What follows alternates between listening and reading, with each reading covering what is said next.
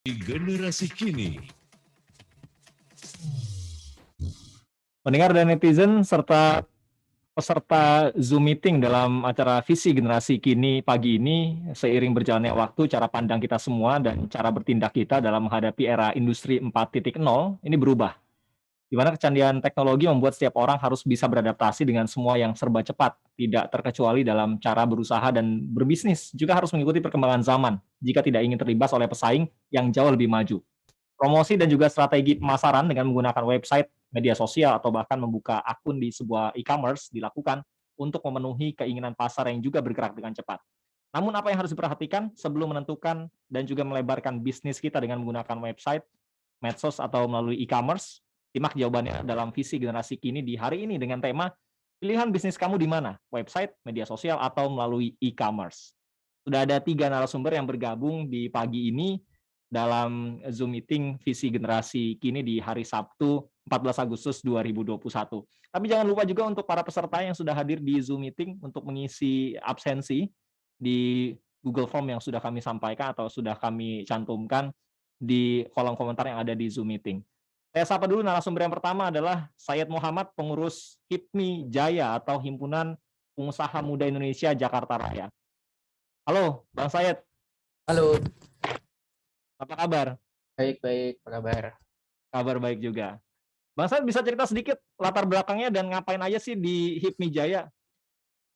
Mmm, ya, kalau aku sendiri waktu itu bergabung di HIPMI Jaya itu 2017, Hmm. dan sampai sekarang masih aktif di HIPMI dan sekarang terakhir sebagai, wakil sekretaris di, HIPMI Jaya. Jaya Oke. itu Jakarta Raya, jadi HIPMI Jakarta ya? Jakarta. Ya, betul. Iya, wilayah Jakarta. Ini kesibukannya banyak, nanti kita belajar banyak lah tentang bagaimana sih situasi bisnis di tengah pandemi seperti sekarang ini dan hal-hal apa aja yang kira-kira perlu dilakukan, terutama dalam menentukan bisnis kita nih mau lewat mana nih kira-kira ya, media sosial, website, atau melalui e-commerce. Yang kedua ada Amri Zikri, CEO Onyx Tailors. Halo, Mas Amri, apa kabar?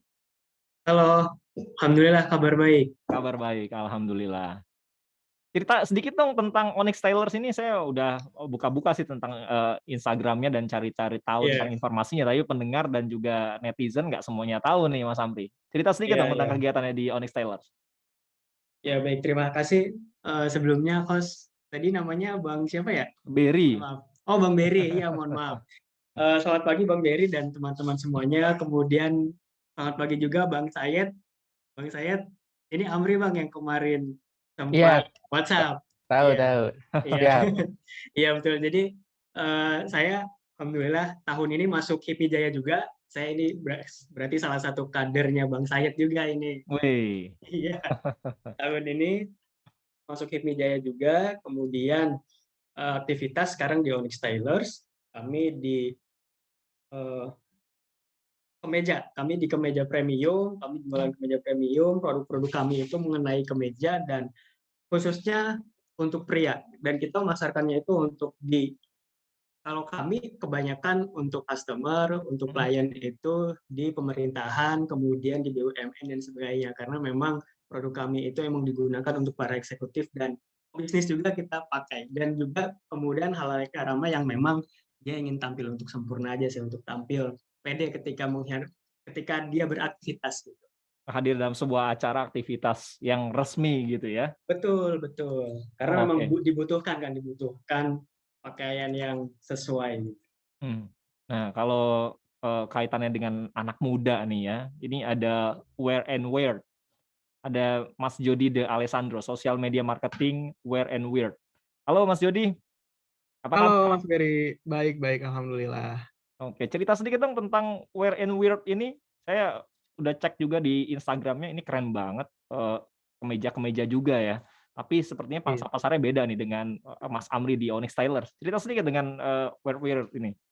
Oke Mas, sebenarnya WearWear ini, salah satu project saya ketika saya masih kuliah, Mhm, dan kebetulan project ini dapat pendanaan dari universitas saya. Jadi kita berkesempatan dengan teman-teman yang lain untuk mewujudkan, WearWear ini menjadi sebuah bisnis yang benar-benar kita jalankan. Untuk Wearwith-nya sendiri ini adalah sebuah bisnis yang bergerak di bidang fashion. Kita mengeluarkan produk-produk kemeja print yang memiliki tema budaya di setiap desainnya. Jadi sekaligus kita selain mementingkan kepentingan fashion dengan tampil stylish, kita juga sekalian menyuarakan mengenai budaya yang ada di Indonesia ini. Seperti desain kita ada desain tentang bakar batu dari Papua, kemudian ada irau kayu dari Kalimantan, dan sebagainya. Oke. Saya ngelihat juga tuh ada yang tentang candi-candi di Indonesia ya. Salah satunya Candi Betul sekali, Mas. Borobudur ya. Oke, nanti kita ngobrol lebih dalam lagi.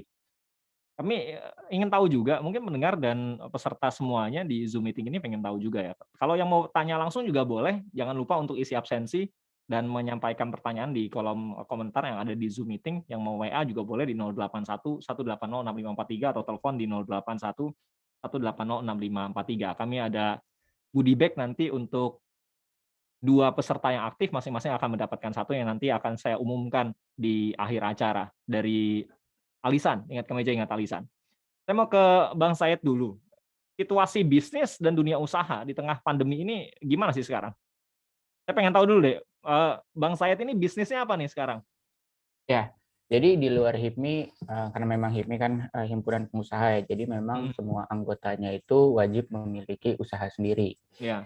Nah, kalau di luar HIPMI sendiri, aku sebagai founder dan CEO dari USS Networks. Jadi USS Network itu sekarang merupakan sebuah content company yang kita punya beberapa brand dan produk. Mungkin kalau ada yang pernah dengar, kita punya media namanya USS Fit.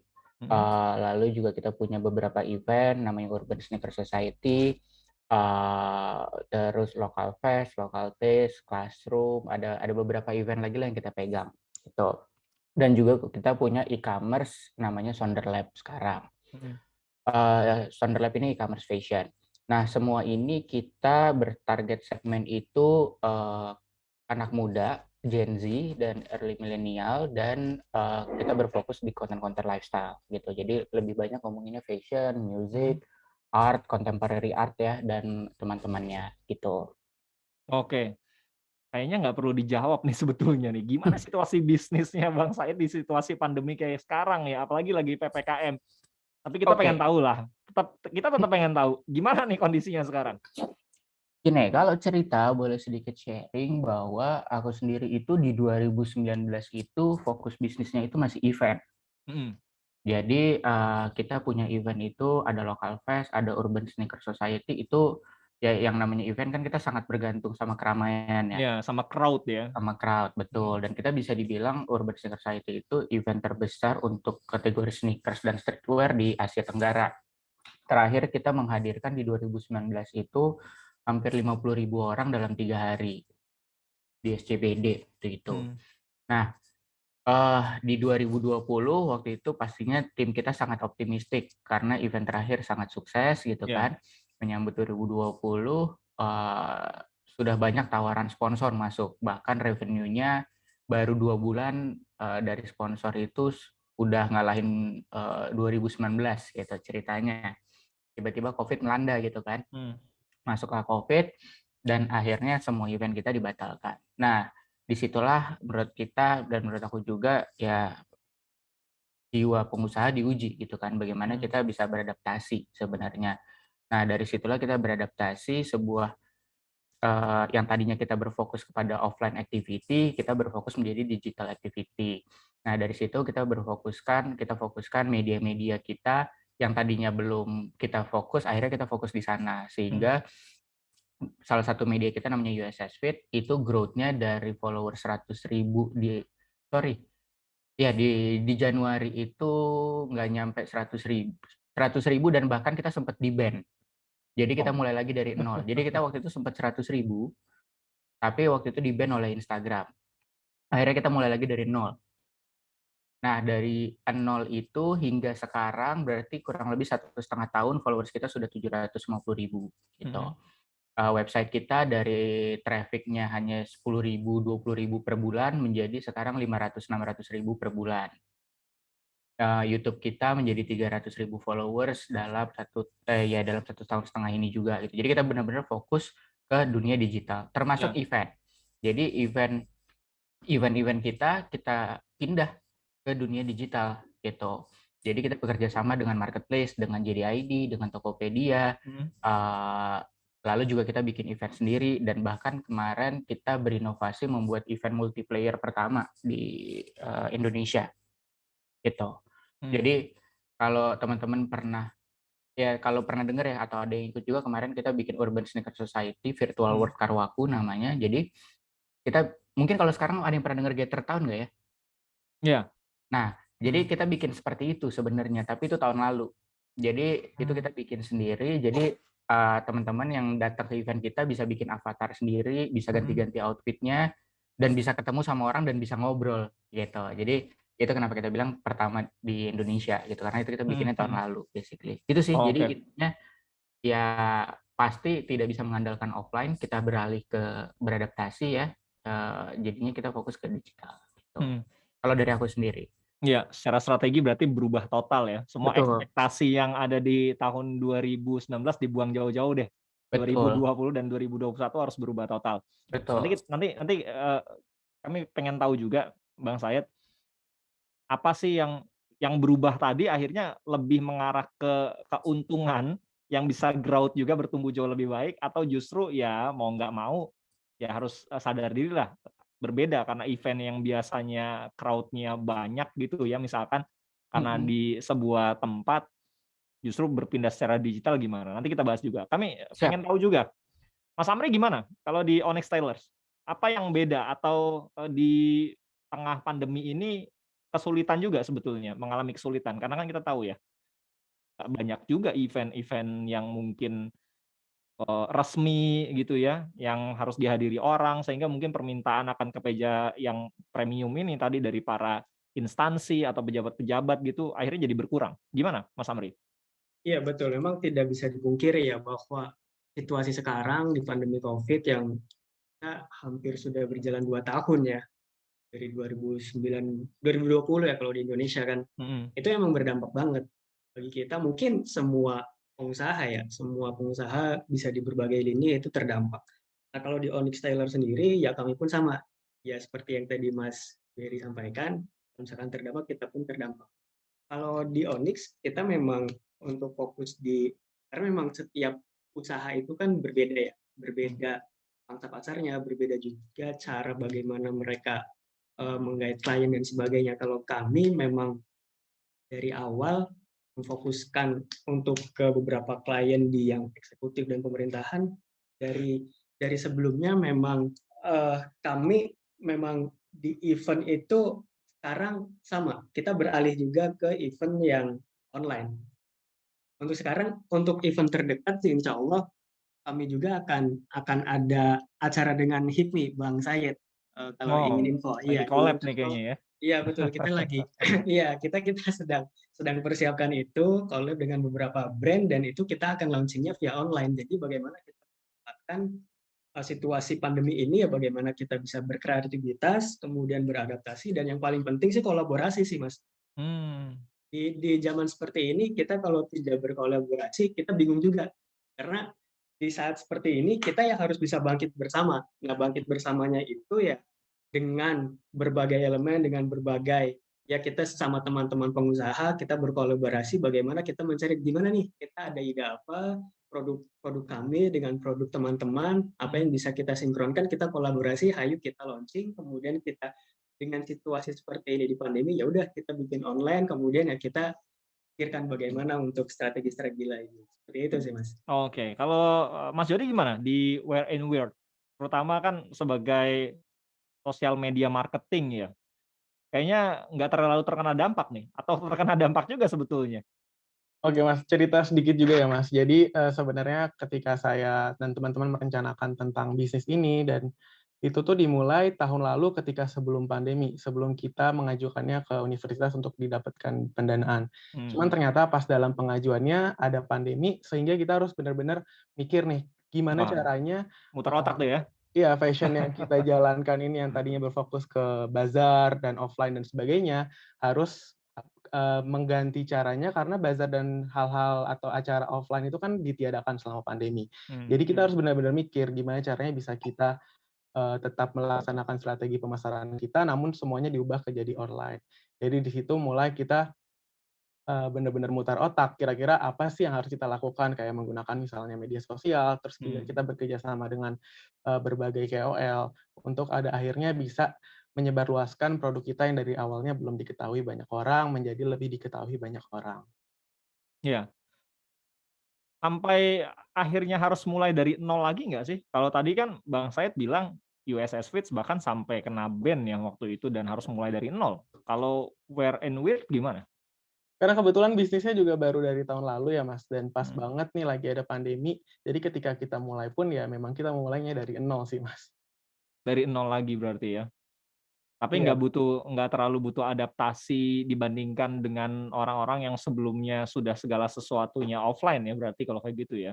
Iya betul Mas, karena dari kita sendiri kan justru belum merasakan yang Mhm. dampak dari offline-nya sendiri, kita langsung terjun ke bagian online-nya. Oke, ini beruntungnya nih kalau yang sekarang situasinya sudah di tengah pandemi memulai bisnis dan, memulainya sudah online, mungkin jauh lebih mudah ya dibandingkan harus adaptasi dari offline ke online atau gimana nanti kita bahas lagi. Ada Mbak Ria di Sumatera Utara via telepon, kita dengerin dulu ya komentar atau ada pertanyaan mungkin. Halo Mbak Ria, Halo, selamat pagi. selamat pagi. Silakan Mbak Iya, Ria. narasumber ya. Iya, ini saya mau ini dulu mau tanya. Ini Mhm, kan usaha saya itu ya di online begitu. Nah, mhm, boleh kasih tips dong Pak ya. Ini jika usaha online kita itu yang kurang yang kurang dilirik gitu. Kemudian kasih tips dong bagaimana sih agar kita tidak down, gampang down begitu, yang mhm, usaha kita berkali-kali gagal begitu, bagaimana biar kita bisa semangat untuk bisa uh, bangkit lagi untuk buka usaha online mhm. tersebut atau usaha apapun itu Di begitu. bidang apa Mbak Ria kalau boleh tahu? Fashion atau kuliner atau jasa? Ya fashion Fashion, begitu. oke. Mhm, Dia begini, apa yang bisa kita maksimalkan supaya usaha online kita itu bisa dilihat banyak orang begitu. mhm. Karena kita tahu memang banyak persaingan begitu. Via Penjualan. via platform apa kalau sekarang memasarkannya? Kenapa Pak? Via platform apa? Via media sosial, via Instagram, Facebook? Media sosial itu Instagram Oh, begitu, Instagram. Facebook, Mhm, ya begitu Pak.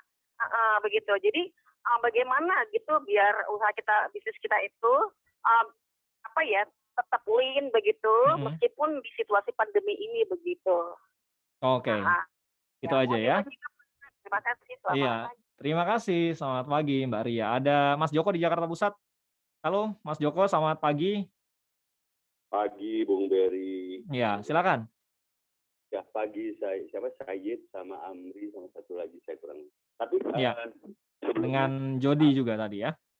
Mas Mas Jody. Jody. Iya. Kalau Amri ini bukan yang itu ya, bukan yang rencana itu dibatalkan yang di Tangerang bukan ya? Bukan. Bukan, Oh Mbak. ya. Oh, syukurlah kalau gitu. Iya, silakan. Iya. Jadi saya ini juga mantan di HIPMI, tapi saya dulu periodenya Bang Ponco, Bang Ical, Mhm. gitu. Jadi ya mungkin Udah hanya lama banget ya? udah tahun 80-an, 78, 80. Jadi mungkin hanya sharing aja. Mhm, Dulu kita itu integrated-nya, saya setuju tadi ada kalimat kolaborasi. Lalu integrated sesama pengusaha. Lalu dulu kalau kita dapatlah katakanlah kuota biasa dari Kadin dulu mhm, pertama. Baru turun ke HIPMI, nanti HIPMI lanjut lagi ke IWAPI atau ke HIPI. Jadi kita betul-betul memegang kue nasional pada saat itu. Kebetulan memang dapat dukungan pemerintah berkaitan dengan kita untuk menggerakkan usaha-usaha kita. Tapi kalau saya lihat sekarang generasi sekarang ini lebih kreatif, lebih mencoba untuk ini. Tapi sebenarnya sayang gitu loh, karena kesempatan ataupun opportunity bisnis itu kan ada di swasta dan di pemerintahan. Jadi iya, kedua-duanya sebaik. mhm, Halo, iya, suara. silakan Mas Joko. Jadi sebaiknya tradisi kita yang dulu kita jaga sehingga turun temurun sehingga betul-betul kuat. Itu saya berharap sekali ya, sehingga nanti lahirlah pengusaha-pengusaha nasional yang berkelas juga, yang artinya tidak ada di lapisan bawah, paling nggak menengah ke atas. Oke. Demikian hanya sebagai Mas. Ya, terima kasih Mas Joko di Jakarta Pusat. Ini Bang Said mungkin bisa menanggapi dulu tadi ya, yang dari Sumatera Utara ada Mbak Ria, supaya nggak down, terus strateginya jelas, pangsa pasarnya semakin luas, penting juga nggak sih kita menentukan dulu atau telaah dulu sebelum kita terjun, kira-kira platform apa nih yang akan kita gunakan sebagai media untuk pemasaran atau mengembangkan bisnis kita? Oke, dengan Ibu Ria tadi ya? Iya, di Sumatera Utara. Ya, dengan Bu Ria. Jadi mungkin aku jawab dulu untuk yang tadi biar nggak down gitu ya. Nah, mungkin aku bisa cerita bahwa saat aku bikin yang event terakhir itu yang 2019, saat acara itu cukup sukses, banyak yang datang ke aku gitu. Mereka bilang, wah lu keren banget gitu. Cuman karena event itu aku bikin itu yang ketiga, artinya dalam ya nggak nyampe 2 tahun lah, nggak nyampe 2 tahun lu bisa bikin kayak begini gitu. Nah, aku cuman ketawa karena artinya adalah ya mereka hanya tahu 2 tahunnya gitu kan. Mereka nggak tahu bahwa aku udah usaha seperti itu dan udah gagal berkali-kali itu dari 2010 gitu.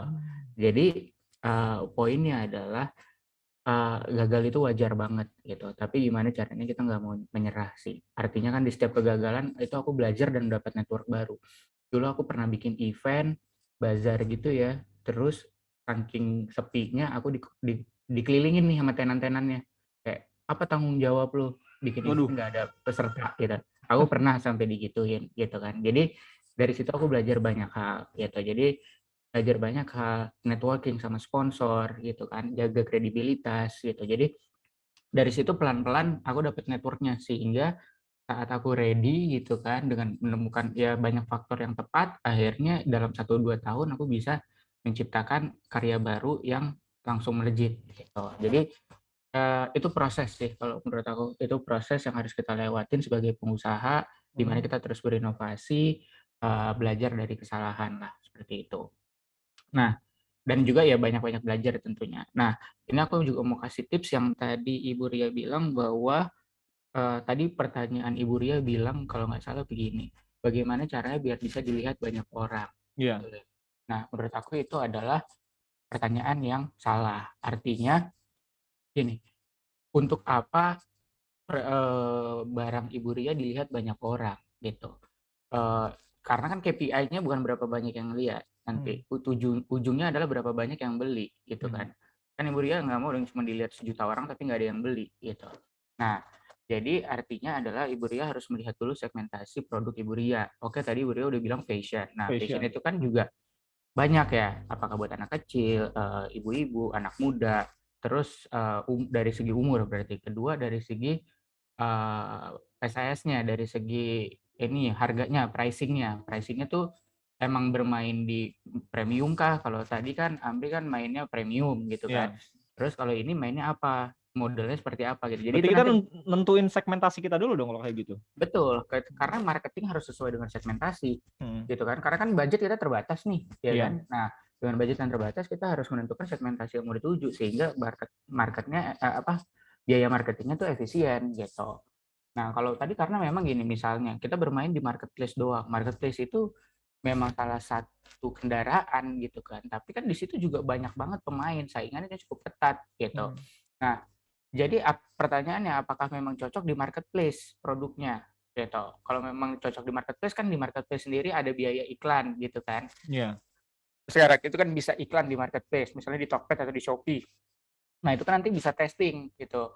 Mau coba targetnya kayak mana gitu. Itu kan bisa jadi trial and error sih sebenarnya gitu. Cuman balik lagi harus cocok dulu gitu. Apakah produk cewek ini ya sebenarnya generalisasi, aku nggak tahu ini benar apa enggak. Karena datanya sebenarnya tidak gitu ya. Tapi banyak orang bilang bahwa kalau cewek tuh lebih suka belanjanya di Shopee gitu. Kalau cowok di Tokped. Nah, jadi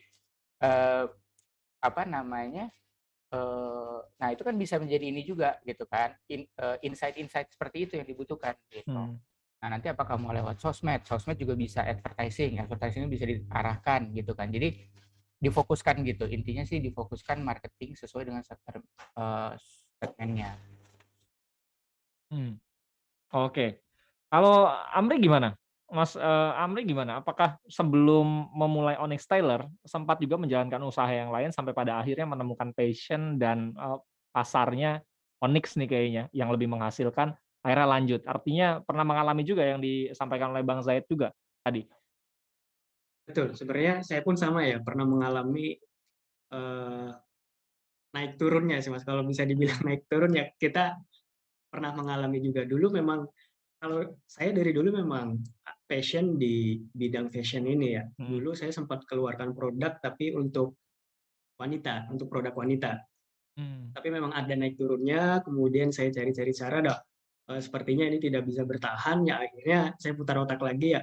Eh, Bahkan dulu itu tidak terpikirkan untuk buka di produk pria, Mas. oh, Iya, bahkan sampai sampai tidak terpikirkan. Kemudian mmm, ada fasenya, ya mungkin ini fase naik turun bagaimananya, kemudian saya putar otak dan melihat ada peluang di sini, kemudian ada juga jaringan, kemudian ada juga hal yang bisa saya implementasikan dari apa yang kami buat, ya makanya kami sekarang fokusnya di kemeja pria dan kemudian ya ya semoga ini bisa bisa berkembang terus ke depannya mmm. gitu. Yang sustain itu yang sekarang ya, yang di kemeja pria yang premium ini ya berarti ya? Betul betul, insya Mhm, Allah ini semoga ya bisa kita kolaborasikan bersama. mmm. Itu butuh waktu berapa lama sih? Kalau untuk yang ini, yang Onyx kita ini memang itu kita baru juga Mas, kita hampir Oh, baru 1 tahun lebih kita baru mmm. juga. Belum terlalu lama berarti Betul sebetulnya betul, ya? kita emang belum terlalu lama juga. Mmm.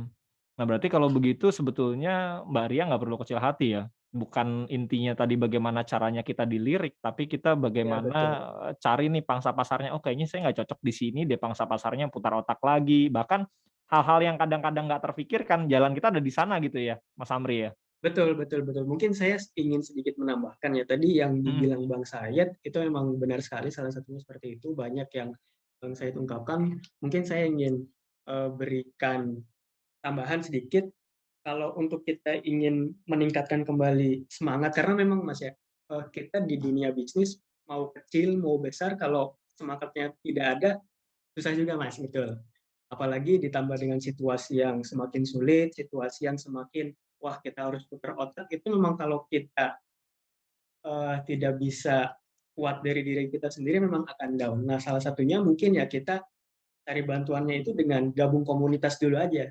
mhm, Untuk Mbak Ria tadi ya, iya, mungkin Mbak Ria bisa cari-cari komunitas yang itu memang komunitas yang saya kira banyak kok, banyak komunitas-komunitas teman-teman di bahkan di Instagram ataupun komunitas-komunitas yang dia isinya itu kumpulan-kumpulan pengusaha yang memang dia satu bidang, misalkan Mbak Ria tadi di fashion bilang, mhm, banyak kok komunitas-komunitas yang satu satu fashion itu memang mereka pasti banyak sharing, banyak memberikan masukan, kemudian menyemangati, gimana nih, kemudian apa saling berkabar satu sama lain, kemudian pasti ada strategi-strategi yang mereka bicarakan. Karena kalau mhm, kalau ketika kita down kemudian kita hanya sendiri, itu pasti kita akan down terus. Tapi iya, ketika kita gabung dengan komunitas, ada yang menyemangati, itu kita insya Allah akan terbuka pikiran, ada lintasan-lintasan yang, oh saya harus seperti ini, dapat info dari Mbak ini, misalkan kita harus mhm, seperti ini, nah itu pasti akan kita bisa naik lagi. Seperti itu. oke. Kalau Mas Jody gimana? Di Wear and Wear saat ini udah mulai sustain belum sih? Atau kira-kira sekarang masih mau nentuin nih ke depannya, kayaknya lini usahanya harus berubah nih, nggak cuma di sini atau mengembangkan diri lah, bukan cuma soal fashion ya, tapi misalkan, sneakers, sepatu atau apalah, sendal gitu. Gimana Mas Jody? Oke Mas, kalau dari Wearwin sendiri sebenarnya dibilang, udah stabil, belum sestabil itu ya, karena emang, Mhm, barang kita ini barang yang bisa dibilang harganya tuh cukup premium dan juga marketnya niche, karena kita jualan dengan desain yang temanya budaya, dan belum semua orang nih yang, tertarik dengan desain-desain dengan tema budaya tersebut. Nah, jadi kita tuh untuk ke depannya mempunyai rencana untuk kira-kira apakah kita harus bermain lagi di strategi pricing-nya, atau kira-kira kita akan beralih ke model produk yang lain, mungkin tidak kemeja, mungkin bisa juga ke kaos dan sebagainya, atau mungkin bahkan kita mengganti bisnis kita dari fashion ke bidang yang lainnya. Nah, ini masih banyak banget perbincangannya dengan teman-teman yang lain sih, Mas. Oke, kalau nentuin sebetulnya ya, kita mau lewat mana, media atau platform yang kita gunakan sebagai ajang promosi itu gimana, Bang Sayed, untuk nentuinnya? Kan nggak melulu kita, apa tadi, try and error itu yang kita lakukan terlebih dahulu, sampai nanti kita betul-betul nemuin formulasinya, "Oh, kita kayaknya cocoknya pemasarannya di platform ini nih," gitu. Ya, mmm, semua startup ya, semua new product gitu, pasti akan ada eksperimen. Karena perencanaan itu penting gitu, tapi tidak semua perencanaan itu pasti akan terlaksana dengan baik, gitu kan. Di Iya, situ kenapa, kita, sebagai pengusaha terutama di awal-awal itu harus gigih dan terus mencoba, apa namanya, ya persisten sih. Persisten itu kan bukan artinya mencoba hal-hal yang sama, tapi kita bagaimana terus berusaha dengan, terus berinovasi gitu.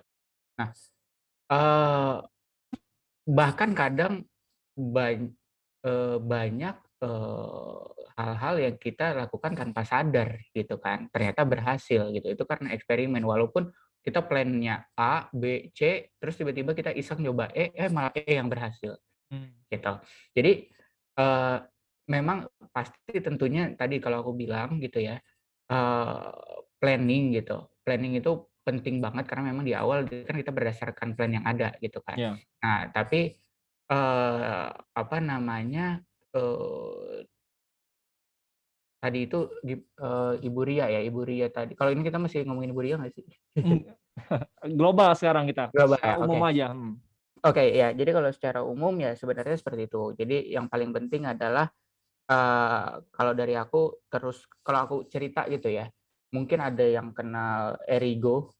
iya, Erigo. Nah, udah terkenal banget lah, masa nggak ada yang tahu sih? ya dia sekarang sangat terkenal gitu. Mhm, Artinya dulu aku bareng-bareng tuh sama dia sebenarnya, gitu ya. Bareng-bareng tuh artinya saat dia mulai usaha, aku barengan gitu, karena kita kebetulan satu kampus. Dia junior aku di kampus gitu kan. Jadi, banyak sharing dulu. Nah, ini juga tadi nyambung sama apa, Amri bilang tadi, itu juga mhm, bener tuh penting banget berkumpul, makanya aku sendiri masuk HIPMI gitu. Jadi, aku masuk HIPMI itu karena, eee, aku tuh kuliahnya di FEUI. Nah, di FEUI itu orangnya itu jadi profesional semua, kerja sukses semua. mhm, Jadi, dulu di awal di 2014, 2015 gitu pada kan sering kumpul-kumpul gitu kan, sering cerita, mereka cerita kesuksesannya di perusahaan masing-masing gitu. Nah, itu yang bikin aku sempet down juga sebenarnya. Kok gue bisnis gini-gini aja, mereka udah makin sukses gitu kan. iya, Nah, itu yang akhirnya aku memutuskan masuk HIPMI gitu, di mana aku cari teman-teman pengusaha, karena aku nggak punya teman pengusaha dari kampus, mmm, gitu. Jadi di situ bisa sharing, ya tadi dapat ilmu baru dan segala macamnya. Nah, balik lagi tadi ke Erigo gitu ya, kalau aku cerita, dulu Erigo itu jatuh bangun banget gitu. Kalau dia cerita memang benar aku saksi mata juga ngelihat dia benar-benar dari bisa tiba-tiba penghasilannya besok, 200 juta sebulan, terus tiba-tiba nggak ada sales kayak gitu. Itu karena dia benar-benar bereksperimen, sehingga sampai dia nyoba, yang tadinya dia bisnis modelnya apa gitu kan, jauh dari harapan, tiba-tiba dia iseng sekali bikin promo buy two get 4 atau buy two get 5 dipasang di dagelan. Itu di 2015 kalau aku nggak salah. mhm, Dan itu pakai celana, eee, bukan chino, celana apa tuh yang bawahnya kerucut pakai karet? jogger, Jogger pants. Nah, itu produk andalannya dia dulu. mhm, Jadi bahkan dia nggak tahu itu produk jogger pants itu hasil ngobrol iseng. Tiba-tiba dia lagi datang ke kantor, waktu itu dia ngomong, "Ini apa ya celana? Oh, jogger pants. Oke, gue coba bikin ah." Pas dia bikin, waktu itu lagi hits memang jogger pants, terus dia bikin promo itu di dagelan dan itu yang bikin dia meledak di awal. Dan itu yang yang bisa produknya langsung laku puluhan ribu piece itulah dengan mhm. dia nggak punya plan sama sekali gitu, bener-bener spontan. Dari hasil kemarin gue coba produk buy one get one gak laku, ini coba deh sekarang iseng buy two get four. Nah disitulah tiba-tiba dia meledak dan itu dia bikin maintain program itu gitu. Jadi apa namanya, itu yang tadi aku bilang gitu, dia coba berkali-kali gitu, ini nggak berhasil, oke rubah lagi gitu. Coba lagi, oke gagal, berubah lagi gitu. Sehingga sampai dia menemukan formula yang tepat pada akhirnya. Oke. Kita ke beberapa pertanyaan dulu ya. Yang lainnya ini sudah mulai ada beberapa pertanyaan dari Mbak Elmira, bagaimana kita bisa menghasilkan begitu banyak customer dengan barang yang kita jual melalui platform media sosial. Formulasinya seperti apa ya? Apakah dengan cara promosi yang gencar kita lakukan, memanfaatkan iklan tertentu ya, kan sekarang ada nih iklan berbayar yang ada di media sosial, atau sekarang kita memanfaatkan micro influencer. Kalau sekarang influencer yang sudah besar itu tidak bisa dijangkau mungkin karena endorsement-nya begitu besar ya, atau kita pakai micro influencer, kita cakupan yang lebih kecil dulu. Lalu juga ada pertanyaan dari WA ya, tadi ada Mbak Elmira, ada saya sapa dulu deh penelponnya kalau gitu, sudah menunggu nampaknya. Halo Pak Muksan, Ya, siang Mas Beri. siang. Jody Said Amri ya. Iya, Ini ini anak-anak muda semua nih Pak. anak-anak muda cemerlang. Ya. Tapi saya yakin gini lah, anak muda sekarang kan nggak perlu diajarin gitu. Cuma Dimotivasi Pak sekarang Ya, Pak, dimotivasi. jangan overconfident. Ya, itu penting artinya begini. Anda itu nomor satu itu reputasi. Ketika ya sekali kepleset, Anda berat untuk bangkit. Setitik aja. Karena di dunia apapun, sektor apapun, itu dikelilingi ya orang-orang yang mengambil kesempatan dalam kesempitan. Oknum katakanlah. Ya, dikelilingi orang-orang yang sebetulnya apa ya, tidak bertanggung jawab, sama sekali tidak bertanggung jawab. Saya kasih contoh ya, yang kaitannya dengan Basar tadi ya. Itu wedding organizer itu banyak yang abal-abal, bukan 1, 2 gitu loh. Ya, jadi dia juga lengkap. Wah, sampai fotonya sebut aja Tarsan. Wah, sampai ini semua disebut. Apa semua udah pokoknya udah mantap bener gitu. Harganya murah, nggak masuk akal. Orang pada ke situ, nggak taunya ketipu. Ya kan? Begitu juga apa bukan basar gitu ya, seperti festival gitu ya. Ya, seperti festival itu luas semua, besar semua. Begitu apa tenan-tenan itu mau masuk itu nggak bisa. Oh, yang ngadain siapa ini? Yang punya saya gitu. Banyak seperti itu. Waduh, memalukan sekali. Banyak sekali. Saya nih pernah ikut ya event cuma 3 hari. 3 hari itu 4 juta. 3 hari ya, saya mau sebut misalnya ya. Ya, nggak usah disebut lah Pak, nggak etis juga. Ya, di Tangerang itu 3 hari 4 juta. Itu tapi bener, saya cuma dagang air minum teh poci. Teh poci bayangkan. Tapi teh poci itu saya jual 1 cup tuh 10.000. Itu ngantri tuh cewek-cewek cantik segala macam itu. Iya, 3 hari 4 juta. Hari kedua saya baru balik modal. Hari terakhir tuh untung-untungan. Ya saya dapat lebih. Itu panitia tuh bonafit. Saya lihat gini. Itu IO-nya itu ada atau enggak? Padahal itu hanya lembaga. IO-nya ada enggak? Kalau IO-nya ada kan berarti hebat. Ya saya berharap Anda tuh anak-anak muda cemerlang. Ya jangan jumawa. Artinya terus jaga reputasi yang penting itu ya. Jaga reputasi dan tidak apa ya, tidak lekas puas. Terima kasih. Baik, terima kasih Pak Musan di Tangerang nih. Jangan sebetulnya nih. Tapi saya pengen Pak wejangannya. Saya pengen ke Jody. Terima kasih Pak. Ya, Jod gimana Jod? Ini reputasi penting nggak sih soal ya namanya bisnis ya, membangun bisnis sebuah reputasi rasanya di bidang apapun penting ya. Gimana Jod?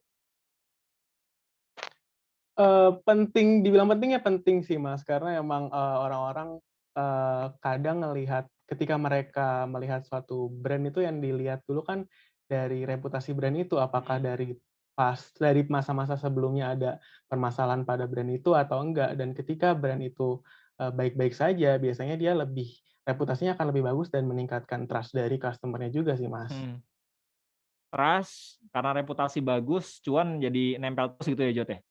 Iya, betul sekali.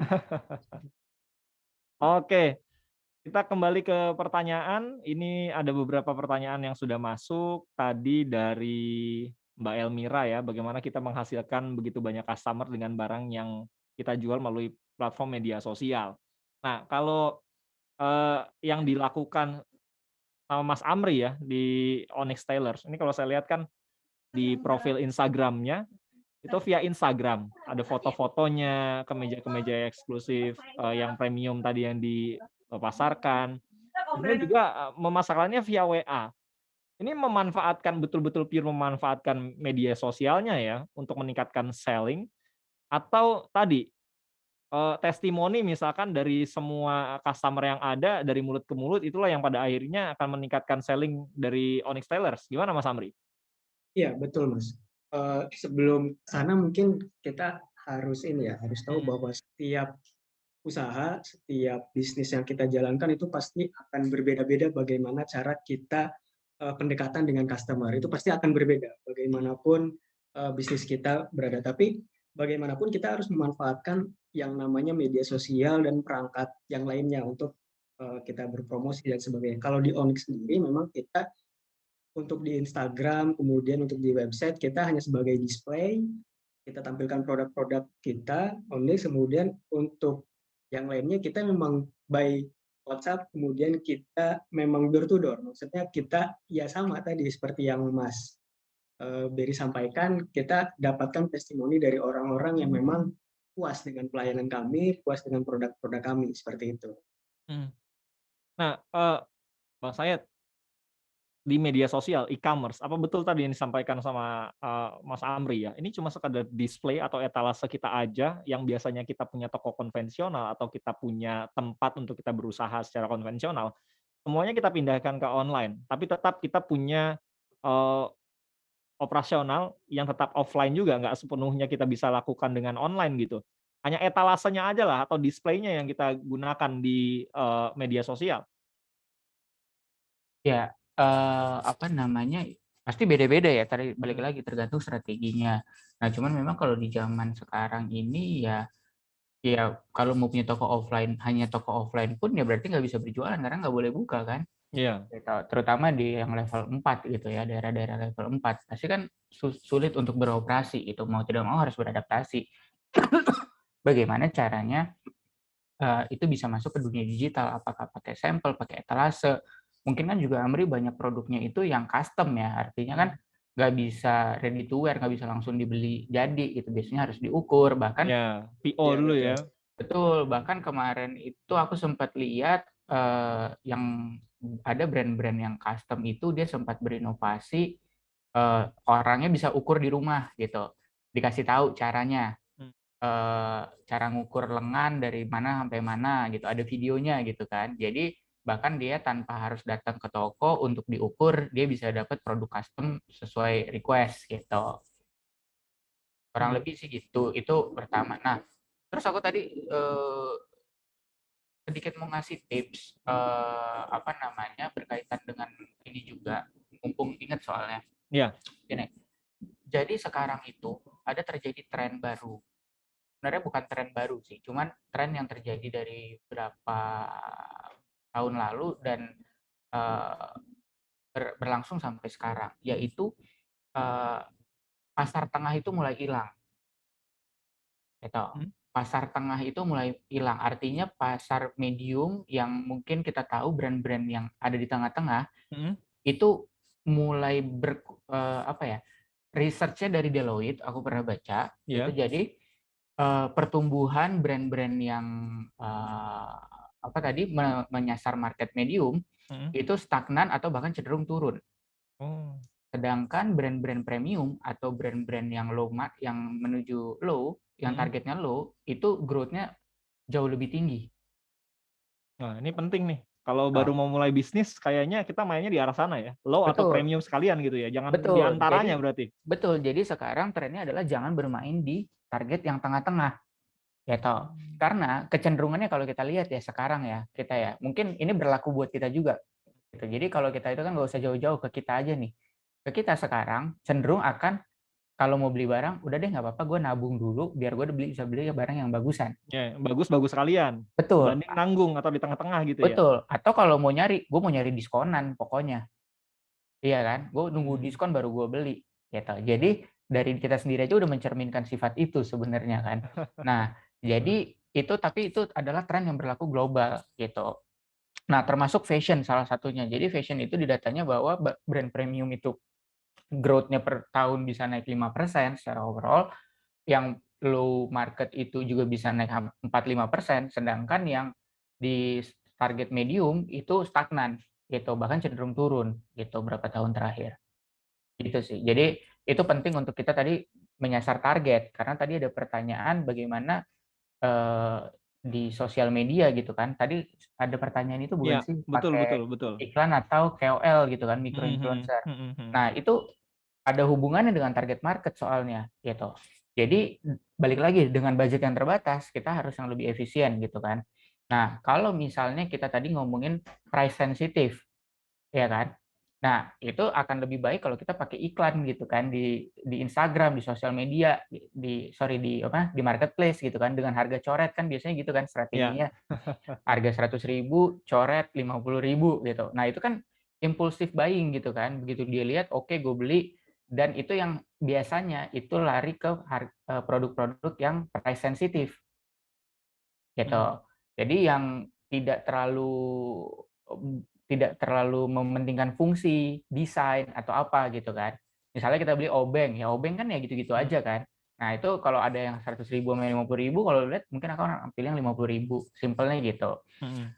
Nah, tapi kalau memang yang dia mengunsurkan ada value-nya, brand-nya, premium, ya itu pasti akan lebih efektif kalau kita pakai micro-influencer. Nanti karena di micro-influencer nanti dia sharing kan, oh ini fungsinya ini barangnya bagus, apa segala macam, sehingga orang tahu value-nya tuh apa. Gitu. Itu versi simple tipsnya. Gitu.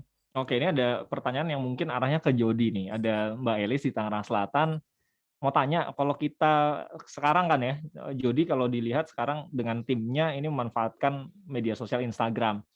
Nah, kalau sekarang ini apakah kita boleh kombinasikan misalkan sosial media aja cukup di Instagram misalkan, atau perlu juga ke marketplace atau e-commerce atau bahkan buka website sekaligus? Kalau mau seperti itu apa sih yang kira-kira perlu diperhatikan? Gimana, Jo?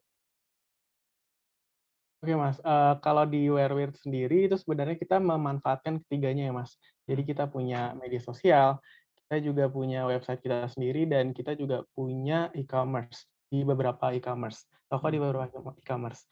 Nah, untuk kita sendiri itu sebenarnya media sosial cuman dijadikan istilahnya seperti yang Mas Amri tadi bilang, dijadikan tempat untuk etalase, tempat untuk mendatangkan orang-orang yang penasaran sama produk kita. Jadi dia bisa lihat-lihat dulu ke situ. Tapi pada Ya. akhirnya semuanya ini kita arahkan ke channel-channel untuk penjualan kita, seperti misalnya lewat kita arahkan ke website atau kita arahkan ke e-commerce kita.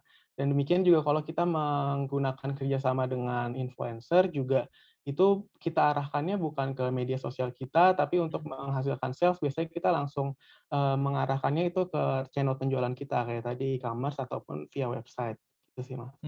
Jadi kombinasi semuanya ya sebetulnya ya? Betul, Mas. Jadi kayak kalau dari kita sendiri itu media sosial cuman tempat untuk mengarahkan traffic ke channel-channel penjualan kita. Karena kan crowd-nya itu sekarang sebetulnya, orang nggak melulu kumpul sekarang ya, orang itu lebih senang buka sosial media ya. Jadi crowd-nya ada di sanalah kita menyasar crowd-nya, ada siapa sih di sana gitu ya. Jadi media sosial yang dimanfaatkan. Betul, Mas, betul. Mmm. Cuman, mungkin tambahan dari saya juga kalau di media sosial, setahu saya kita, terkadang nggak bisa mulu-mulu untuk selalu jualan, karena biasanya orang buka media sosial untuk, ya pasti untuk lihat kegiatan orang lain, untuk melihat update dari teman-temannya, bukan untuk, melihat jualan. Cuman kita di sini sebagai toko hadir secara tidak langsung, kita bisa jualan, bisa dibilang, soft selling lah, jadi kita jualan tapi yang nggak terkesan jualan. Jadi orang-orang yang lihat juga nggak langsung males nih, "Oh, nih orang jualan," nggak jadi deh. Mhm. Tapi dia bisa pelan-pelan mulai tergugah dengan konten-konten kita yang soft selling itu. Mhm. Kecenderungannya, Bang Zayed, sekarang ini, orang-orang itu lebih senang yang soft selling ya? Jadi, sama seperti dikatakan Jody tadi, artinya mereka kalau udah isinya tentang jualan, itu udah di-skip duluan tuh, apalagi di media sosial. Jadi kita itu punya media namanya USS Fit. Mhm. Itu kita sebenarnya terima klien itu sebulan itu bisa banyak deh gitu. Cuman mungkin banyak orang nggak aware gitu bahwa ternyata kita menyelipkan iklan-iklan sebenarnya di dalam media posting kita. Ya, Dan secara nggak langsung ya. betul, dan bahkan kita beberapa kali menolak klien gitu. Artinya bukan kita nggak butuh klien ya, tapi kalau memang tidak sejalan dan mereka tidak paham apa yang kita lakukan, ya kita lebih baik tidak bekerja sama. Karena nanti ujungnya engagement-nya jelek, kita juga yang disalahin. Oh iya, benar. Engagement-nya jelek, kalau algoritma turun, Instagram kita juga akhirnya engagement-nya jadi turun juga secara overall gitu kan. Jadi nggak win-win gitu. Nah, jadi memang sekarang habit-nya adalah orang kan udah makin pinter ya. Kalau bener-bener pakai poster gitu, belilah ini sekarang gitu ibaratnya, udah pasti nggak ada yang mau gitu. Kecuali promonya tadi ya, beli 1 gratis 5 misalkan gitu ya. Ya, tapi itu juga bahkan gini, permasalahannya di sosial media itu kan it's all about engagement. Engagement itu adalah like, comment, save, share gitu kan. Nah, ya kalau beli promo 1 buy 1 get 5 gitu, dia langsung nggak di like, nggak di komen, langsung pergi ke website-nya, action gitu kan. Betul. Nah, ya kalau 1 buy 1 get 5 sih ya udahlah, itu udah pasti rame gitu ya. Nah, tapi anyway gini, yang penting itu adalah kan bagaimana engagement-nya dan mereka bisa menonton, mendapat pesan dari si yang iklan itu sampai akhir gitu kan. Bukan yang lihat itu langsung nggak dibaca, langsung di-scroll gitu. Nah, jadi memang kita selalu melakukan soft selling di setiap iklan yang kita lakukan gitu. Oke. Tapi di tengah pandemi seperti sekarang ini ada juga yang baru mau memulai bisnisnya. Baru mau mulai tapi bingung nih karena semakin banyak inspirasi di luar sana ya, di media sosial tuh ada fashion, kuliner, jasa, segala macam. Itu semuanya merebak. Nah, ini ada pertanyaan dari Lydia Yulita di Zoom. Di antara kami para peserta, mungkin ada yang belum bisa menentukan pilihan bisnisnya. Kita mau ke arah mana. Nah, bagaimana caranya, apa sebaiknya yang akan menjadi pilihan kami yang baru akan mulai usaha ini? Siapa dan apa saja yang harus kami siapkan dalam menentukan pilihan bisnis? Silakan, Bang Said dulu deh, boleh menjawab. Oke. Gini, kalau aku akan mulai bisnis itu dari, kita coba pakai namanya resource based model. Resource based model itu melihat kita tuh punya resource apa sih sebenarnya. Jadi kita bergerak dari sana gitu. Atau mungkin bahasa anak sekarang, privilege apa sih yang lu punya, ya kan? Iya. Ya kita nggak boleh, banyak orang yang kayak, oh lu misalnya ya, ada orang kaya gitu. Ya emang itu privilege-nya dia, ya nggak apa-apa, lu harus menggunakan privilege itu. Oke. Atau misalnya dari awal dia atau misalnya keluarganya ada yang jago masak, ya berarti kan kita bisa coba bikin kafe, restoran, atau ya mungkin paling simpel zaman sekarang buka di rumah bisa pakai Gojek gitu kan, rumahan gitu. Jadi kalau aku lebih suka adalah dari privilege apa yang kita punya dulu gitu, dari kita dulu sendiri gitu. Aku nggak suka dengan kata-kata, kalau aku nggak suka dengan kata-kata passion gitu. Artinya kalau aku bukan passion-nya di mana, tapi privilege lu ada di mana gitu. Kalau passion itu kan aku sukanya misalnya main bola gitu, ya kan? Ya berarti bisnis lu nggak harus bola, it's passion, it's hobby gitu loh. Gitu. Tapi ya lu jagonya apa gitu. Kan suka bola belum tentu jago bola. Gitu kan. Tapi suka dengerin musik belum tentu bisa main musik kan gitu. Jadi privilege-nya apa yang lu kira-kira terbaik, koneksi terbaik lu ada di mana gitu kan. Misalnya ada orang gitu, ternyata tantenya jualan kimia-kimia kebersihan gitu. Distributornya gitu. Ya berarti bisa aja dia bikin produk alat-alat kebersihan. Kalau dia tadi tantenya distributor, ya dia bisa bikin direct to consumer gitu kan, dibikin brand, dijualin gitu. Ya, kadang-kadang kita dalam memulai sebuah bisnis nggak perlu kita yang jago loh kan, betul kan? Kolaborasi tadi ya, ada orang yang punya apa, ternyata kita jauh lebih jago masarin, itu jadi bisnis kita juga kan? Betul, gitu. Jadi nggak usah terlalu jauh-jauh mikirnya, cari aja yang dari yang dekat kita tuh apa gitu. Oh ada teman kita punya produk bagus, ya udah kita jadi resellernya deh. As simple as that. Gitu. Jadi jangan terlalu mikir jauh, tapi apa yang terbaik dari yang sekitar kita ada aja, gitu kalau aku sih. Oke. Gimana kalau Amri, dulu sebelum memulai Onyx Tailors, itu sempat nyoba lini bisnis lain nggak sih selain, tentang fashion ya? Sampai pada akhirnya menentukan, "Ah, ini bisnis yang harus dijalani," dan kenapa juga pada akhirnya memutuskan untuk berbisnis? Karena kan nggak semua orang mau bisnis nih. Iya, betul. Kalau saya sendiri memang selama ini di fashion lalu, Mas. Mungkin hanya berbeda di ini ya, hanya berbeda di lini saja. Mungkin yang saat dulu saya khusus untuk di pakaian wanita, sekarang di pria, hanya itu saja. Tapi sejak dulu, Tetap konsisten lah ya di betul, jalur betul, sejak fashion dulu ya. saya memang di jalur fashion, tapi hanya berbeda di lini saja. Nah, untuk menyangkut tadi, yang mengenai bagaimana kita untuk bisa berbisnis, ini ya sama ya tadi, maksudnya kita mulai dari diri kita sendiri dan kita coba tanya dengan orang terdekat kita gitu. Misalkan dengan keluarga kita mau buka ini, mungkin ya ada beberapa yang kalimat-kalimat yang membuat kita tidak semangat, ya ada juga yang akan menyemangati kita gitu. Kita mulai dari keluarga sendiri, misalkan kita tanyakan produk kita akan melakukan ini, atau kita tanyakan juga dengan teman kita yang kita tahu gitu bahwa teman kita itu sanggup untuk berdiskusi mengenai itu. Jadi kita juga harus lihat-lihat dengan siapa kita berdiskusi dan kita berbicara mengenai apa yang akan kita lakukan. Tidak semua orang ya kita bisa ajak diskusi mengenai apa yang akan kita lakukan ya. Kita maksudnya harus pilih-pilih juga. Karena ketika kita berbicara dengan orang yang tepat mengenai apa yang akan kita lakukan, itu akan memberikan penyemangat bagi kita. Kalau kita ngobrolnya dengan orang yang tidak tepat, mungkin akan menjatuhkan apa yang kita lakukan. Mungkin sebagai orang yang belum ingin memulai usaha, kemudian kita ngobrolnya itu dengan orang yang tidak tepat, mungkin dia akan merendahkan gitu, akan merendahkan ide-ide kita, akan merendahkan, wah pasti lu nggak akan berhasil. Tapi kita harus pilih orang yang tepat gitu untuk dalam berbicara mengenai bisnisnya, karena ini emang sesuatu yang perlu kita bangun dengan serius ya. Dan yang paling penting sih kita harus punya mentor dalam berbisnis. Itu sempat dialamin sama Amri? Ya, ngomong sama orang yang salah itu yang pada akhirnya bikin down, tapi pada saat ngomong sama orang pas, semangat muncul gitu ya? Iya, betul. Saya menemui beberapa orang seperti itu, tapi kalau saya maksudnya memahami, oh ini harus yang saya pilih, omongan ini yang harus saya pilih, dan omongan ini yang harus saya tinggalkan gitu. Saya yakin dengan apa yang akan saya lakukan gitu. Dan pentingnya mentor itu di situ. Mentor itu selain mengarahkan, dia juga akan memberikan apa yang seharusnya kita kerjakan gitu. Karena mentor itu pasti sudah tahu, dia sudah pernah berbisnis dan memiliki helikopter view gitu di dalam bidangnya. Sehingga kita sebagai pemula, sebagai murid yang baru mau terjun, itu bisa langsung terarahkan seperti itu. Oke.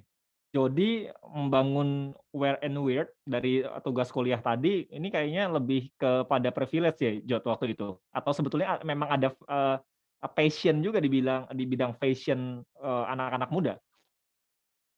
Untuk waktu itu pas lagi ngerjain tugas kuliah, sebenarnya ya namanya mahasiswa ngerjain tugas kuliah kan awalnya kita berpikir, oh ya udah yang penting tugasnya kelar aja nih Mas. Yang penting bisa selesai tugas kita, tanggung jawab kita di tugas semester ini. Tapi dari situ ternyata kita dapat privilege untuk bisa diajuin dari dosen buat ikut pendanaan ini. Jadi ya keterusan sih Mas istilahnya buat nerusin bisnis ini. Jadi kecemplung ya? Iya betul. Nggak sengaja sih dari awalnya ini. Nah, ini menarik nih, ada yang orang memulai bisnisnya pakai jodi ya, jadi orang yang nggak sengaja ternyata kecemplung kok menghasilkan, jadinya akhirnya keterusan gitu ya, Jod ya? Iya betul betul. Nah, ke depannya mau diseriusin atau gimana akhirnya? Untuk saat ini masih kita seriusin sih Mas, jadi kita masih aktif buat bikin-bikin campaign atau strategi buat kita masarin produk kita. Kita juga masih aktif untuk melakukan penjualan untuk sementara ini. Oke. Ini ada juga pertanyaan dari YouTube ya, YouTube-nya Sinta, karena kita live juga di YouTube. Saat memulai sebuah bisnis, apakah perlu kita ini langsung kasih promo yang menarik? Atau kita tahan dulu? Promo mungkin maksudnya untuk perkenalan kali ya? Dan dari pembeli supaya lebih baik, apakah memang kita arahkan belinya di web kita sendiri atau masuk ke marketplace? dari The Lowmate Official di YouTube. Gimana Bang Sayed? Ya, kalau promo tadi balik ini ya, tergantung strategi masing-masing ya. Tapi kalau untuk produknya baru launching, promo itu pasti penting. Jadi bisa kita bilang promo launching lah ya. Misalnya buy one get one, 50% diskon atau apapun itu nggak masalah karena itu baru launching. Nah, yang menentukan nanti setelah itu sudah let's say di atas 3 bulan, di atas 5 bulan gitu kan. Nah, kalau kita keseringan diskon, pasti orang akan berharap sama diskon. Jadi itu balik lagi sama strategi. Kalau kayak Matahari kan strategi memang setiap hari diskon, ya kan? Nah, sama juga kayak ya misalnya Erigo kan strateginya diskon terus gitu kan. Ya it's part of strategi nggak masalah gitu. Jadi kalau memang kalian tadi mainnya di strategi pricing, diskon dan kawan-kawan, ya promo penting gitu. Tapi kalau memang kita mau bangun brand value, contohnya LV, Louis Vuitton nggak pernah diskon seumur hidup gitu kan. Nah jadi itu dua hal yang makanya kalau kita bangun brand value ya jangan diskon sering-sering gitu. Kalau mungkin mau setahun sekali gitu kan. Apa namanya kayak aku punya e-commerce sama Sonder Lab, kita hampir nggak pernah diskon gitu. Mungkin diskonnya setahun sekali karena kita bangun brand value. Tapi yang aku lakukan adalah kita bikin promo diskon 10% itu untuk pengguna pertama. Ya, jadi untuk dia nyobain aja gitu. Itu nggak apa-apa, penting. Jadi kalau misalnya kita bangun website, kita bisa kasih promo, oke, untuk pelanggan pertama 15 atau 20%. Tapi setelah itu ya nggak ada diskon lagi gitu. Atau mungkin jarang-jarang gitu. Hari-hari besar misalnya Lebaran atau Natal atau apa yang kayak gitu sih. Itu balik lagi tergantung strategi ya. Terus kalau untuk menjawab tadi website atau marketplace, nah why not both kalau aku, artinya kalau memang bisa gitu, tapi memang kalau aku ya mikirnya itu adalah strategi terbaik itu balik lagi. Kalau memang kita mau bangun brand, kita harus punya website sendiri. Karena gini, pada ujungnya adalah kalau kita gini, kayak kita misalnya di marketplace, itu kan kita cuman dikasih alamat sama nomor teleponnya ya, kita nggak dikasih email kan. Itu karena ya email itu adalah buat sekarang ini salah satu senjata gitu kan sebenarnya untuk marketplace itu promo. Makanya itu nggak dikasih ke kita gitu. Nah, tapi kan kita bisa melakukan strategi, contohnya ya kalau misalnya ini suka aku saranin gitu. Kita jualan di marketplace gitu kan.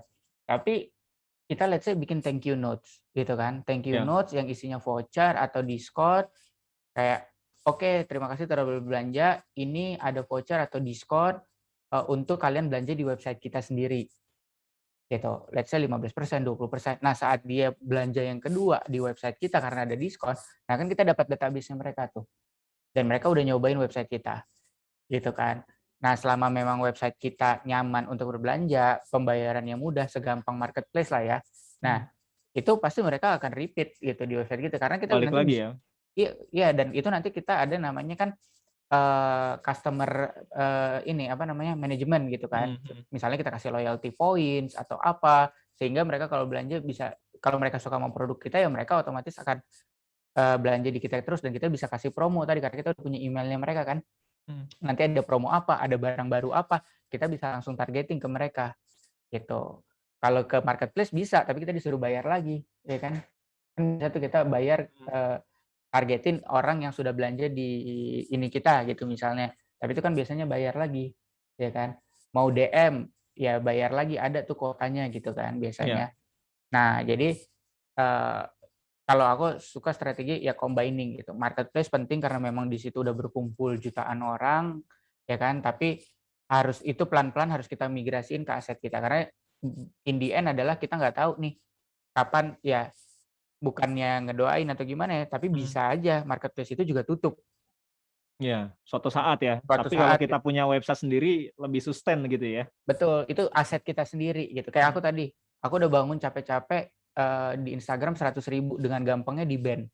Tanpa pemberitahuan, tanpa ya maksudnya kita dikasih kesempatan untuk apa ya di-ban gitu aja, ditutup gitu aja. Gitu. Karena itu bukan aset kita numpang di tempat orang gitu kan. Iya. Gitu. Makanya aku habis itu bikin website. Aku punya website usscript.com itu ya trafficnya sustain di situ karena itu punya aku sendiri gitu. Aku mau nulis apa nggak ada yang larang gitu. Ya, oke. Ini ada pertanyaan juga. Kalau kita dari Erdia di Tangerang Selatan, kalau kita jualan kan bukan cuma sekedar jualan ya. Habis itu lepas gitu aja. Ada after sales. Seberapa penting sebetulnya after sales ini untuk membuat seseorang balik lagi ke kita dan pada akhirnya setuju ya atau terus repeat order kalau kata Erdia. Nah, after sales apa yang dilakukan oleh 3 narasumber supaya layanan after sales-nya ini memikat hati para pelanggannya, kata Erdia di Tangerang Selatan. Jody dulu deh, seberapa penting after sales ini dilakukan oleh brand yang sekarang lagi dipegang sama Jody? Oke, kalau menurut dari brand kita nih Mas, untuk after sales itu tentunya sangat penting ya, karena kita berharap orang di brand kita ini nggak cuma beli sekali aja, dia bisa nanti datang lagi untuk beli produk-produk kita yang selanjutnya. Nah, untuk gimana cara kita bisa maintain mereka untuk kembali lagi, itu biasanya kita yang pertama, kita ada ngirimin email semacam email terima kasih gitu, serta kita minta juga nih review dari mereka, kira-kira produk kita di mereka gimana nih, mereka suka atau enggak, dan sebagainya. Dan di email itu juga kita tambahkan untuk promo yang akan mereka dapatkan ketika mereka mau melakukan pembelian selanjutnya di website kita. Itu sih Mas. Jadi mereka yang tadinya belum berniat untuk beli, cuman karena mungkin kita kasih promo, jadi ada niatan lagi nih untuk beli lagi. Gitu. Oh, oke. Kalau saya pernah dengar sebuah kata-kata, kalau bagus kasih tahu teman, kalau jelek kasih tahu kami, biar jadi masukan mungkin maksudnya gitu ya. Betul banget gitu Mas. Oke, Amri gimana? Layanan after sales apa yang dilakukan oleh Amri di Onyx Tailors? Ya, kalau di kami di Onyx memang ada beberapa hal yang kita lakukan gitu kan untuk meningkatkan after sales di klien-klien kami. Yang paling penting sih pertama di pelayanan ya. Maksudnya sebelumnya kita harus bisa fokus di pelayanan, bagaimana kita memberikan pelayanan kepada customer. Itu jangan sampai dia kabur dulu di awal gitu, kalau bahasa singkatnya ya. Kemudian kita juga adakan promo, dan kalau yang diterapkan di kami itu kita buatkan paket member. Jadi klien kalian, customer yang sudah pernah belanja misalkan sekian piece, kita buatkan paket member. Ada yang VIP, ada yang premium dan sebagainya. Jadi ketika klien kita itu sudah misalkan belanja 5 piece, kita tawarkan, Pak, Bapak bisa jadi member kami untuk jadi member premium ataupun VIP. Nanti ketika Bapak bisa sampai sudah beli ke kami sekian piece, kami akan hadirkan promo-promo yang lain gitu. Jadi kita buatkan juga paket member. Mungkin beda-beda ya untuk di beberapa bisnis, tapi itu yang kami lakukan sih seperti itu. Mungkin bisa dilakukan juga oleh teman-teman pengusaha yang lain sih. Oke. Kalau Bang Said gimana? Soal after sales ini kebanyakan para pengusaha ya, apakah sektor ini yang kebanyakan dilupain sehingga pada akhirnya customer-nya kapok gitu ya kalau mau balik lagi? Kebanyakan kayak gitu nggak sih kalau di Indonesia atau kebanyakan pengusaha atau mereka yang sudah memulai bisnis sudah sadar dengan after sales? Oke. Harusnya udah banyak yang sadar ya. After sales itu kan bentuknya salah satu misalnya kalau orang mau return gampang, gitu kan. Kalau mau nanya-nanya tentang produknya atau apa gampang. Atau kalau misalnya produknya bergaransi, ya mau klaim garansi gampang gitu ya. Nah, cuman gini, aku mau ngasih prinsipnya adalah kalau aku itu suka prinsip gini, dibandingin kita fokus bisa nyari 1000 customer di awal ya, ini saat kita awal ya, aku lebih fokus nyari 100 fans. Gitu. Jadi bagaimana kita bisa mencari 100 orang ini yang benar-benar suka sama produk kita. Itu dulu. Gitu. Dibandingin kita nyari 1000 atau 10.000 customer di awal. Kenapa? Karena gini. Pertama, dengan kita menemukan 100 fans kita menemukan apa ya istilahnya ya? Orang yang loyal gitu ya? Ya, orang yang loyal berarti artinya kita sudah menemukan bahwa produk kita ini benar gitu loh. Jelas diterima sama mereka yang loyal. Betul, gitu. Ketahuan, oh ini produknya sudah produk fit gitu. Orang sudah suka. Karena kalau orang 1000 beli belum tentu mereka repeat gitu kan. Iya. Walaupun after sales-nya bagus atau apa, tapi kalau mereka nggak suka sama produknya, ya dia nggak akan repeat gitu. Nah, yang tadi aku bilang 100 fans itu apa? Artinya mereka beli terus rutin kita jaga maintain 100 orang ini gitu kan. Nah, kenapa begitu mereka sudah loyal, mereka ini yang akan jadi marketing kita sebenarnya. Mereka yang jadi tim marketer kita, mereka yang akan ngomong. Misalnya aku beli roti gitu, ya kan? Tiap hari aku beli roti ini karena aku suka gitu kan. Pasti aku akan ngomong sama teman-teman aku gitu. Gue makan nih roti tiap hari, enak banget. Gitu. Jadi yang dari 100 itu, investasi kita untuk 100 itu yang bisa menjadikan kita 10.000 pelanggan. Gitu loh. Jadi fokuslah kalau aku bagaimana kita bisa mencari 100 fans di awal ini gitu. Berlanjut 100 fans sudah dapat, kita cari 1.000 fans, kita cari 10.000 fans gitu. Jadi harus ada satu tim dari tim kita yang benar-benar mencari dan menjaga hubungan dengan orang-orang itu gitu. Ya di maintain gitu kan, bisa di WhatsApp, ada ya tadi pakai feedback, ada yang kurang atau yang enggak, dikasih promo lagi gitu kan kalau dia memang loyal. Jadi mencari community-nya itu gitu sih. Gitu, community dari produk kita. Kalau brand-brand besar di dunia ini ya, yang mungkin ya lokal deh, brand-brand lokal yang ada sekarang ya di bidang usaha apapun gitu ya, yang strateginya bagus ya, pemasarannya itu apa sih? Dan sekarang juga jadi patokan sebetulnya untuk para brand-brand baru, entah itu kuliner, fashion atau bidang jasa apa, Bang Zaid? Waduh, kalau tanya apa ya? Bingung juga, tapi maksudnya hari gini tuh banyak banget gitu Banyak kan. banget ya. Dengan sekarang kan gimmicknya marketing S3, marketing S4 Iya, gitu kan, benar. dengan caranya masing-masing. Kayak kemarin tiba-tiba Hotman sama kopi kenangan gitu. Aku yakin itu juga pasti gimmick gitu kan. Lihat nggak? Itu kan viral banget tuh. Iya. Hotman Paris mau nuntut kopi kenangan dibilang gitu. Itu pasti another gimmick gitu kan. Ya itu yang tadi cara soft selling gitu kan. Cara soft selling, terus bisa impact-nya luas, viral gitu-gitu sih, itu cara-cara strategi yang ya menarik sih sebenarnya ya. Atau yang sempat viral juga, influencer Arif Muhammad ya, bikin banner segede gaban, nggak taunya dia ngakui sisi sebuah brand fashion gitu ya waktu itu Betul. ya. Ya, itu juga menarik banget. Dikira mau maju gubernur atau nyapres Iya. gitu kan. Siap jadi nomor 1, padahal brandnya siap jadi nomor 1. Kayak gitu-gitu itu ya marketing gimmick yang Yang nyeleneh-nyeleneh, yang kadang-kadang bikin orang jadi brand awareness-nya kuat, orang jadi nempel terus gitu ya? betul. Ya kalau misalnya kalau di aku ya, di industri aku mungkin yang paling teringat sampai sekarang brand sepatu Kompas misalnya. Nah, itu salah Itu hype satu banget memang ya. ya, itu kan salah satu strategi gitu kan. Artinya dia terus meng-keep produksinya dulu itu di 3.000 sampai 4.000 piece per bulan. Padahal yang mau itu kan belasan puluhan ribu orang gitu. Itu kan salah satu bentuk strategi marketing juga, ditahan sehingga hype-nya terus ada. Jadi begitu dia rilis langsung habis, diomongin orang gitu-gitu. Jadi ya itu salah satu strategi yang menarik juga sih kalau dari aku. Oke. Kita sudah hampir ada di penghujung acara ya, nanti akan ada masing-masing statement dari 3 narasumber, tapi kita balik lagi nih ke beberapa pertanyaan yang masuk.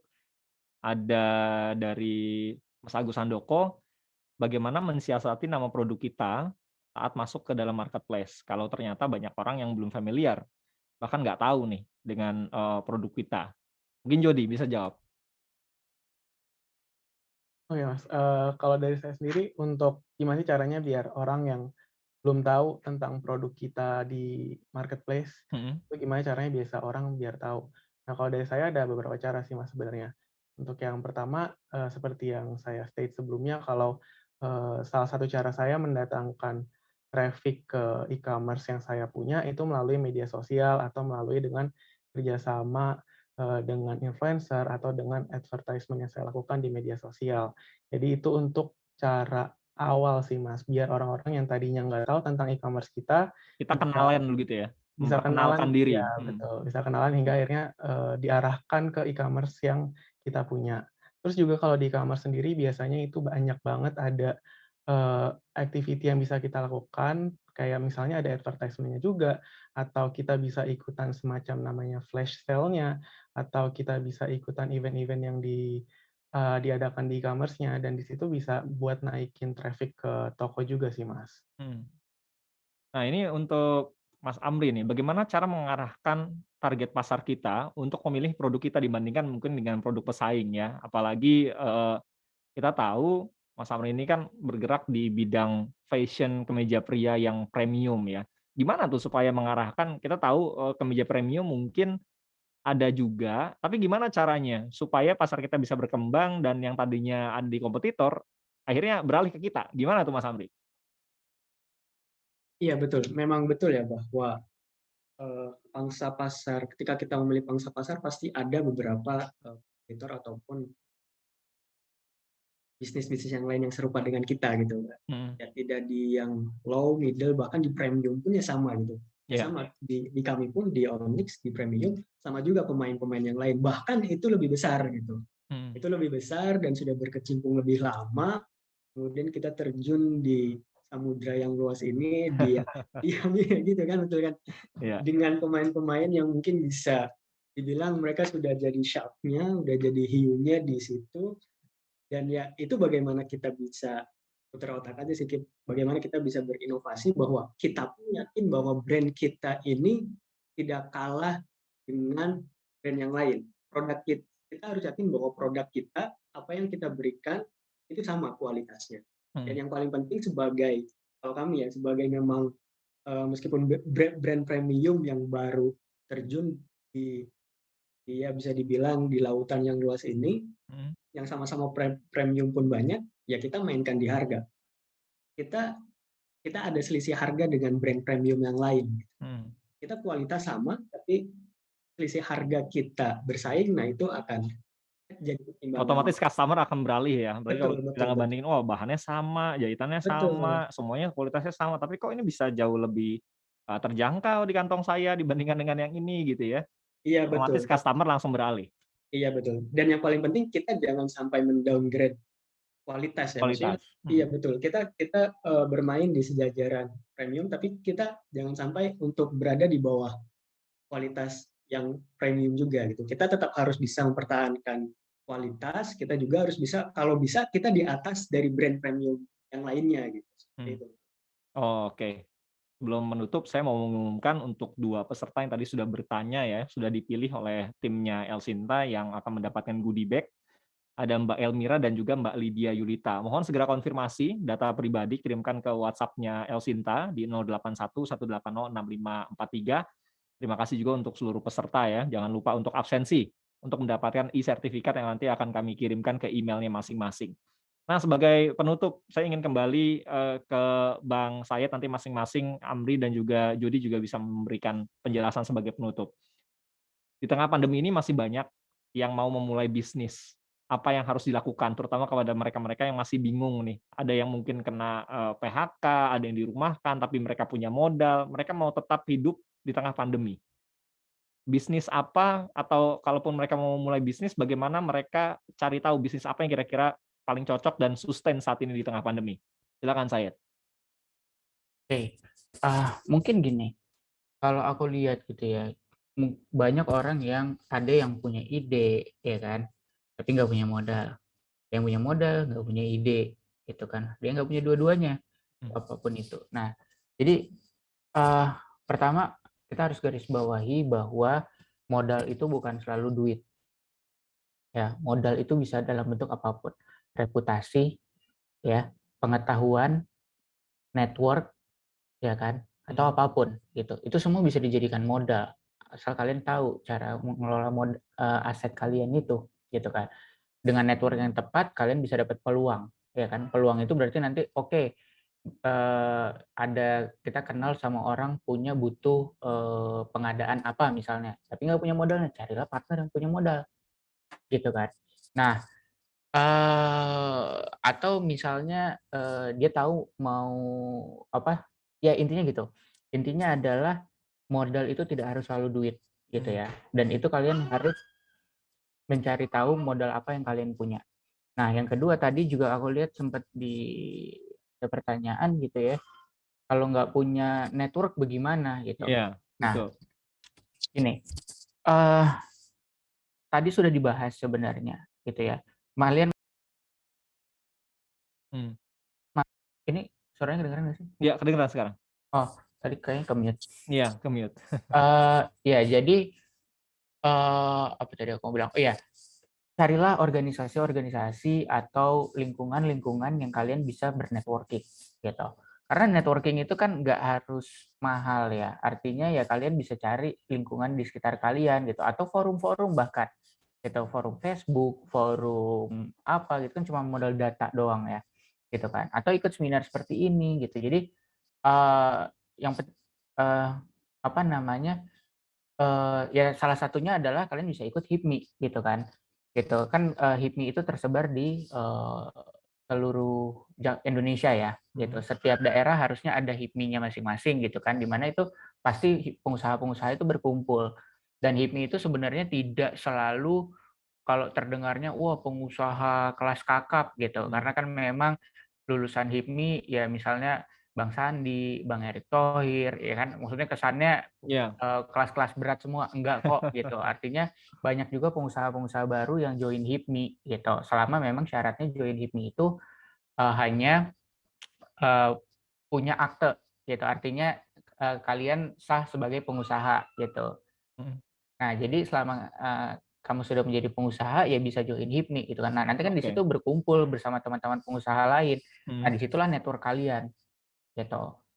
Jadi di situ kalian bisa berkolaborasi masing-masing. Ada yang punya ide, ada yang punya modal, di situlah kalian berkolaborasi. Gitu sih sebenarnya. Oke, kalau dari Jody gimana untuk teman-teman yang baru mau mulai bisnis tapi masih bingung mau mulai bisnis apa, terutama mereka pengen tetap ya ekonominya terus berjalan di tengah pandemi ini. Gimana, Jo? Kalau dari saya sendiri untuk mulai bisnis dari mana itu sebenarnya bisa dua cara sih Mas. Yang pertama kalau emang kita pengen sesuatu yang original, kita bisa mulai dari masalah yang kita rasain dulu. Masalah sekitar yang kita rasain kira-kira ada apa sih? Apa hal yang bisa kita atasin? Nah, hal-hal itulah yang bisa menjadi dasar kita membangun suatu bisnis. Terus untuk yang kedua juga untuk mulai bisnis bisa lihat dari trending. Trending apa sih yang lagi hype nih di saat-saat ini? Kita bisa lihat dari Google misalnya atau dari media sosial, dari TikTok, itu kita bisa kelihatan hal-hal yang trending, dan dari situ bisa jadi inspirasi kita buat bisnis juga. Terus kalau dari saya sebenarnya, saya mau ngasih tambahan aja kalau berbisnis itu sesuatu hal yang tidak pasti. Kita butuh sesuatu, apa ya, keberanian untuk terjun ke dalam bisnis. Karena ada orang yang satu kali istilahnya masuk ke bisnis langsung berhasil, ada juga yang harus berkali-kali dia baru bisa berhasil. Jadi yang penting adalah ketika kita berbisnis kemudian kita berhasil, kita nggak boleh langsung takabur, kita tetap harus memikirkan untuk ke depannya, dan ketika kita berbisnis namun kita mengalami kegagalan, kita nggak boleh bikin kegagalan itu jadi mubazir. Kita tetap harus belajar dari kegagalan itu supaya bisa kita improve untuk langkah kita selanjutnya. Oke, Mas Amri sebagai penutup? Ya, ya.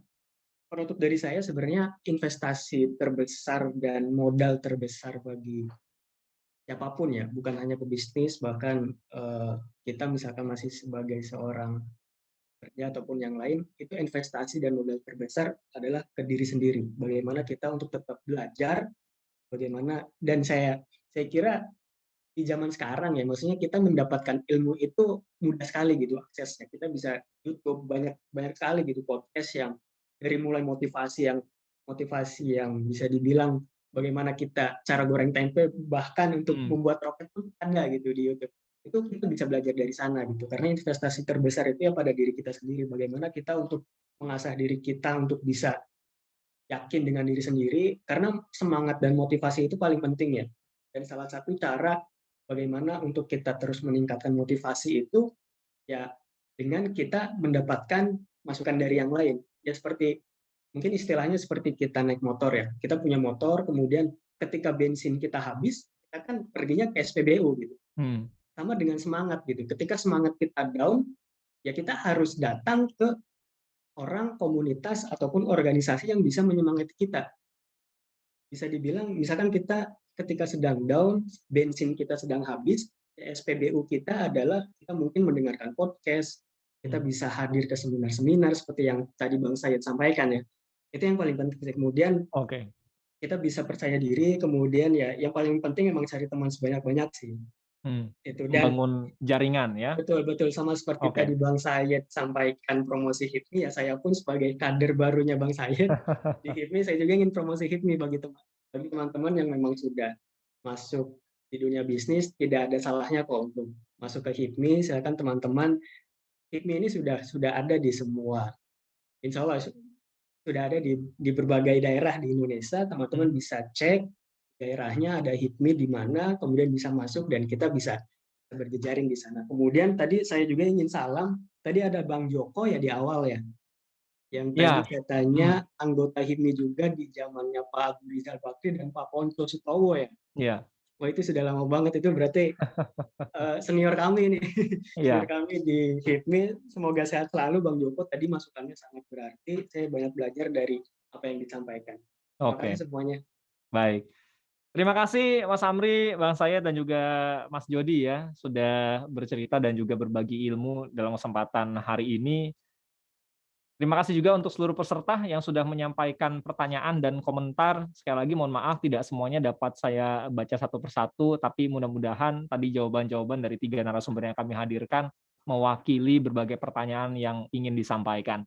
Kita tutup Visi Generasi Kini di episode kali ini. Kita ketemu lagi nanti di 2 pekan ke depan. Tiap 2 pekan sekali Visi Generasi Kini hadir di tengah-tengah pendengar sekalian. Terima kasih sekali lagi untuk Mas Amri, Bang Sayed, dan juga Mas Jody. Sukses terus untuk bisnis dan juga usahanya, terus menebarkan kebaikan dan menginspirasi para anak muda dan seluruh masyarakat di Indonesia. Selamat siang, sampai ketemu lagi. Ya, terima kasih Bang Beri. Banyak, Mas.